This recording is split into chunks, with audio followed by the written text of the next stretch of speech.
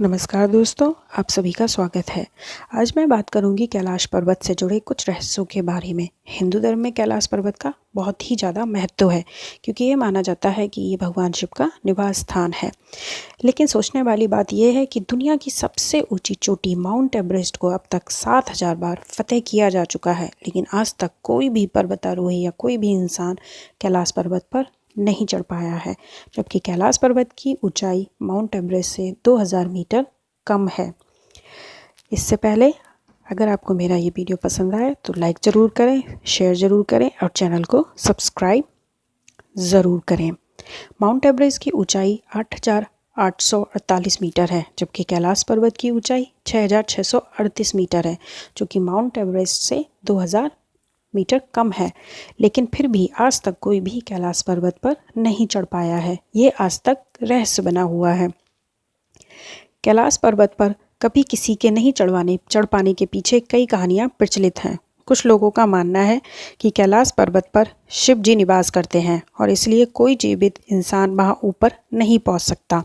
मरने के बाद ही या किसी व्यक्ति ने अपने जीवन में कोई पाप ना किया हो, वही कैलाश पर्वत पर फतह कर सकता है। ऐसा भी माना जाता है कि कैलाश पर्वत पर थोड़ा सा ऊपर चढ़ते ही व्यक्ति दिशाहीन हो जाता है, चूँकि बिना दिशा के चढ़ाई करना मतलब मौत को दावत देना जैसा है। इसलिए कोई भी इंसान आज तक कैलाश पर्वत पर नहीं चढ़ पाया है।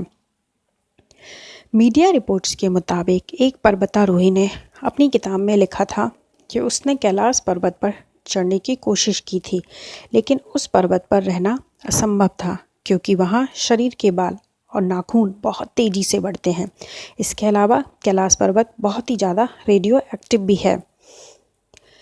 इसके अलावा कहते हैं कि कैलाश पर्वत का जो स्लोप यानी कि जो कोण है वो 65 डिग्री से भी ज़्यादा है, जबकि माउंट एवरेस्ट पर ये केवल 40 से 60 डिग्री तक का ही है, जो इसकी चढ़ाई को और मुश्किल बनाता है।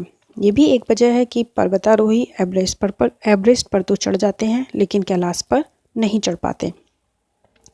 रूस के एक पर्वतारोही सर्गे सिस्टियाकोव ने बताया कि जब वह कैलाश पर्वत के बिल्कुल पास पहुंच गए थे, तब उनका जो दिल था वह तेज़ी से धड़कने लगा और उस पर्वत के बिल्कुल सामने थे जिस पर आज तक कोई नहीं चढ़ पाया है। लेकिन अचानक से उन्हें बहुत ज़्यादा कमजोरी महसूस होने लगी और मन में ये ख्याल आने लगा कि मुझे अब यहाँ से चलना चाहिए। इसके बाद जैसे जैसे वह नीचे उतरते गए, उनका मन हल्का होता चला गया। कैलाश पर्वत पर चढ़ने की आखिरी कोशिश लगभग 18 साल पहले यानी 2001 में की गई थी, जब चीन ने स्पेन की एक टीम को कैलाश पर्वत पर चढ़ने की अनुमति दी थी।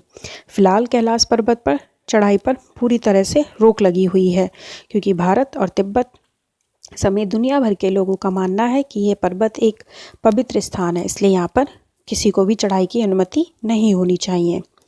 हालांकि कहते हैं कि 92 साल पहले यानी साल 1928 में एक बौद्ध भिक्षु मिलारेपा ही कैलाश पर्वत की तलहटी में जाने पर कामयाब हो पाए थे।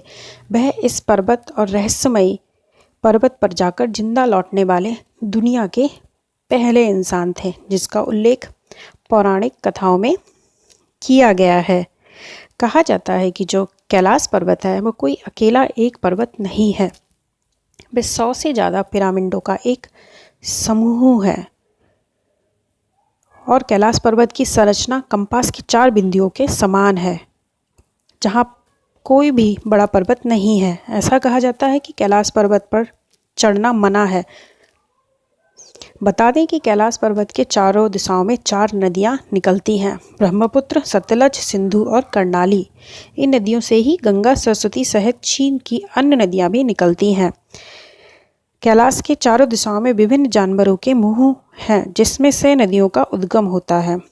पूरब में अश्वमुख है, पश्चिम में हाथी का, उत्तर में सिंह का, दक्षिण में मोर का मुंह है। हिमालय के मूल निवासियों का कहना है कि हिमालय पर यति मानव रहता है, जिसे कोई भूरा भालू कहता है, कोई इसे जंगली मानव कहता है। लोगों का कहना है कि जैसे जैसे लोग कैलाश पर्वत की ओर बढ़ते जाते हैं, उन्हें ओम की आवाज़ सुनाई देने लगती है और डमरू के बजने की भी आवाज़ सुनाई देती है।